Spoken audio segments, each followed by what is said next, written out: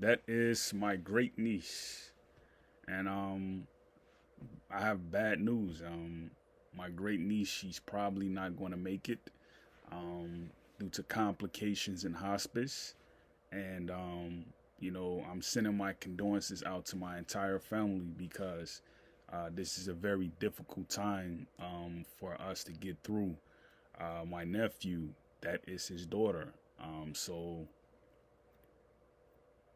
there's a lot of difficult things that we go through each day, that kind of puts us into a situation where we can't necessarily uh, cotipulate with one another. We can't get together and have the bond that we used to have um, when we were young, young in spirit, young in look, young in appearance, young in everything, young in therapy. So um, when you are going through a period of time where you have to um,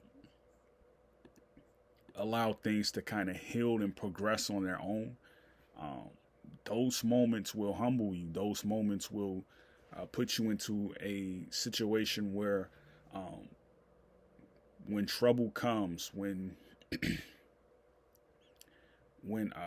difficulty comes, you'll know how to deal with it. You know, I can't imagine what it feels like, to have to lose a son or lose a daughter, and you've waited this entire moment, to have a moment where you can grow in everything, just like with the person who you have now, the person who you love, the person who you wish to be by. Um, this is difficult. You know what I mean? I can only imagine, what a father has to go through when he gets the words from the doctor. Your daughter, your mother, your father, your son, they're not going to make it. Um, I'm really hoping that he gets through this, and he heals from this, and he looks forward, and tries to um, take this moment to really embrace others and really see that, he has a moment in his time of life where he can help others heal from this type of trauma, because like you don't know how long you're going to be here with someone who you really love. You don't know how long you're going to be here with the person who has stuck by your side, has saw you grow up, has saw you do all these things you wanted to do. They've been there to support you.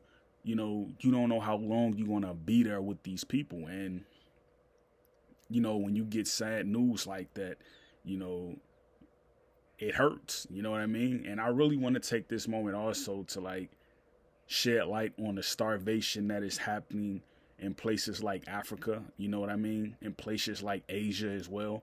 Starvation is very critical, Um, when you're overweight, that's a form of starvation.